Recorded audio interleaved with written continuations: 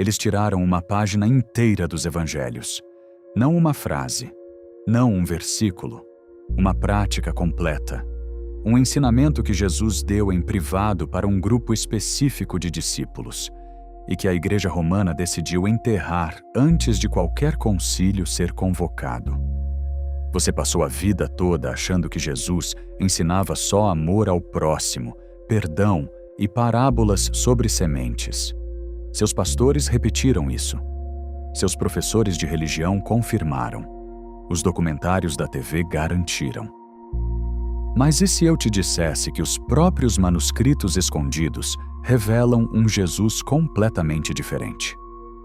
Um mestre que ensinava técnicas específicas de proteção espiritual, usando a própria voz como instrumento de bloqueio contra entidades que ele chamava pelo nome. Nos próximos 20 minutos, você vai entender o que esses textos dizem. Vai ver o que foi apagado, por quem e por quê. E mais importante, vai sair daqui com algo concreto nas mãos. Mas antes, preciso te mostrar o documento que mudou tudo o que eu pensava sobre os primeiros cristãos. A história que nos contaram é mais ou menos assim. Jesus pregou, morreu, ressuscitou, ascendeu. Seus discípulos escreveram os evangelhos. A igreja nasceu para preservar esse ensinamento. Problema: não foi isso que aconteceu. Os 4 evangelhos que você conhece, Mateus, Marcos, Lucas, João, foram selecionados entre dezenas. Dezenas! Havia o evangelho de Filipe, o evangelho da verdade, o evangelho de Maria Madalena, o diálogo do Salvador, a Pistis Sophia. Todos escritos no mesmo período. Todos circulando entre os primeiros cristãos. Então alguém decidiu que alguns entravam e outros saíam. Quem decidiu? O Concílio de Nicéia, em 325 d.C., convocado por Constantino, um imperador romano que tinha interesse político direto em qual versão do cristianismo sobreviveria. Pensa nisso um momento. O homem que definiu o cânon cristão não era teólogo, era político. E os textos que ficaram de fora? Todos tinham uma coisa em comum. Descreviam o mundo espiritual com uma complexidade que tornava difícil o controle centralizado. Entre esses textos, Bart Ehrman, da Universidade da Carolina do Norte, catalogou mais de 50 versões de evangelhos que circulavam nos primeiros séculos. Havia descrições detalhadas de práticas que Jesus ensinava e que não aparecem em nenhum dos 4 evangelhos canônicos. Uma delas envolvia a voz, não como metáfora, como instrumento literal. Se os 4 evangelhos sobreviventes não registram isso, por que tanto material dos primeiros séculos faz referência? Por que a Pistis Sophia descreve entidades específicas com nomes específicos e Jesus ensinando formas específicas de se relacionar com elas? O texto não sobreviveu por acidente. E a igreja não o suprimiu por acidente.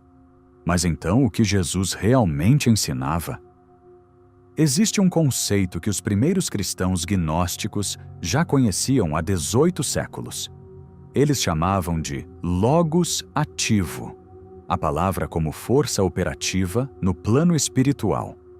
Hoje, pesquisadores de neuroacústica como aqueles do HeartMath Institute chamam de ressonância vibratória intencional. Eu chamo de tecnologia da voz consciente. A ideia central é direta. A voz humana, emitida com intenção específica e frequência controlada, cria um campo de interferência no ambiente sutil. Não é poesia. É física aplicada ao espiritual. Isso significa que rezar em voz alta não é a mesma coisa que rezar em silêncio. E que entoar um nome, uma sílaba, uma sequência fonética específica produz efeitos que o pensamento sozinho não produz. Pensa num diapasão. Você não precisa tocar no outro para fazê-lo vibrar. Só precisa emitir a frequência certa perto dele. O corpo responde da mesma forma. E segundo os gnósticos, E segundo textos que a Igreja preferiu não incluir, os arcontes respondem também. Faz sentido quando você entende o que são os arcontes. Na cosmologia gnóstica, os arcontes não são demônios no sentido medieval. São autoridades, administradores, entidades que governam camadas da realidade e que se alimentam de estados específicos de consciência: medo, confusão, submissão, dispersão. A Piste Sophia descreve 13 deles, com nomes, com funções, com pontos fracos. E Jesus, nesses textos, não os ignora. Não finge que não existem. Ele ensina como se relacionar com eles, usando a voz. E isso foi removido antes que você nascesse. Não é minha teoria. O que eu vou te mostrar agora é o que os manuscritos dizem. Vamos começar pelo começo. Em 1945, num lugar chamado Nag Hammadi, no Egito, um camponês cavando o solo encontrou um jarro de barro selado. Dentro, 13 códices em couro contendo 52 textos gnósticos. O maior achado arqueológico do século XX para a história do cristianismo primitivo.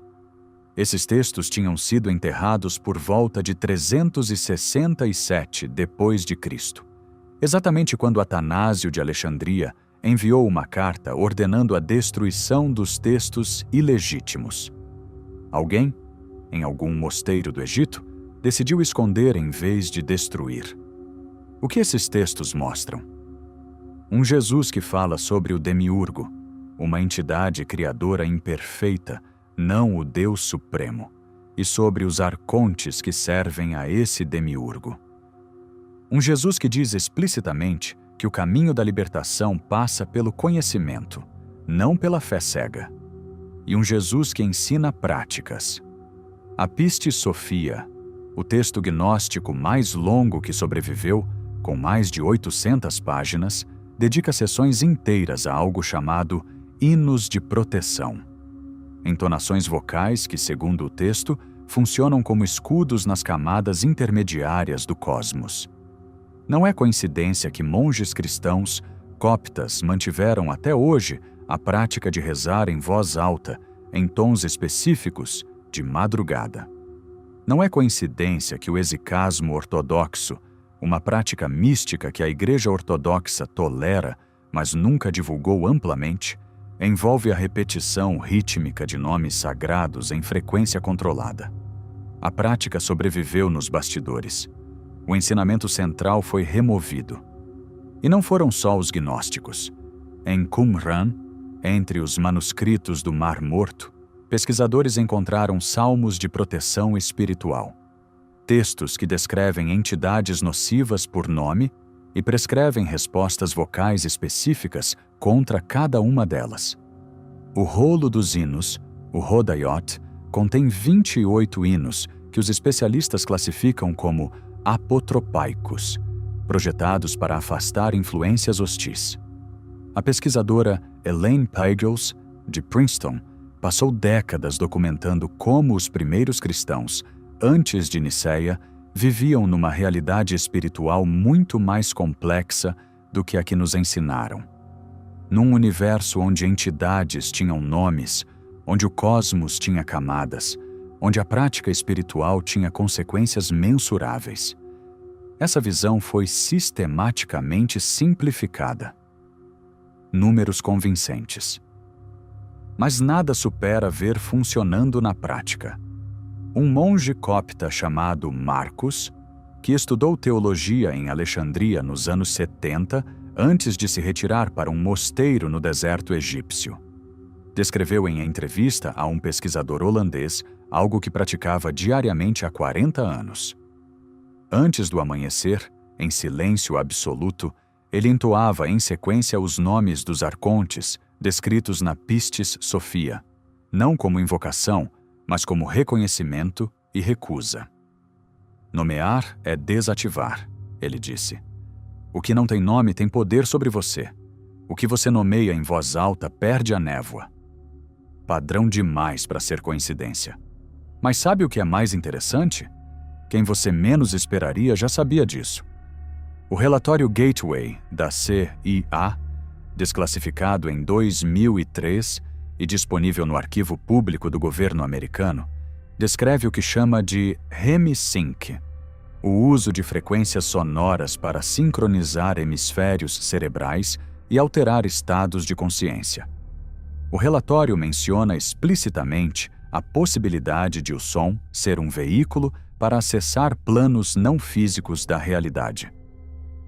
O HeartMath Institute, na Califórnia, mediu o campo eletromagnético produzido pelo coração humano durante diferentes práticas.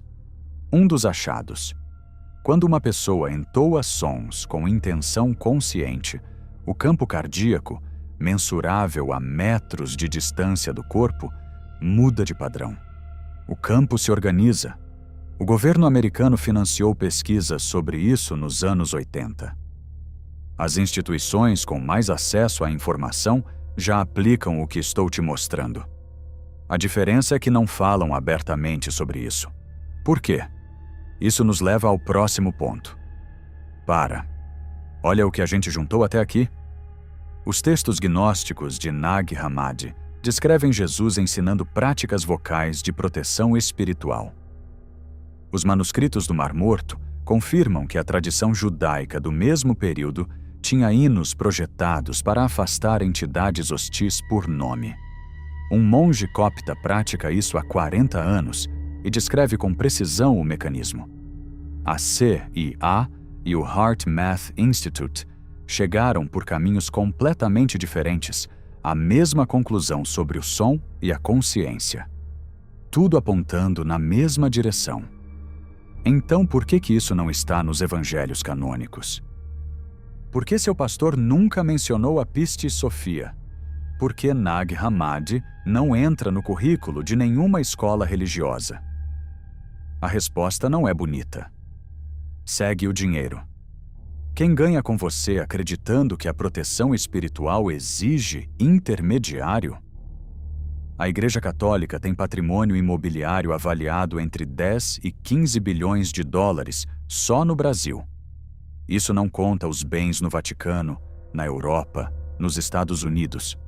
As igrejas evangélicas brasileiras faturaram mais de 30 bilhões de reais em 2022, segundo dados da Receita Federal. Esse modelo depende de uma coisa: você precisar deles. Se Jesus ensinou autonomia espiritual direta, e os textos suprimidos sugerem exatamente isso, então a função do intermediário desaparece. Autônomo não paga dízimo. E como a hierarquia garante que você não descubra? Primeiro, o Concílio de Nicéia, em 325 d.C., padronizou o cânon.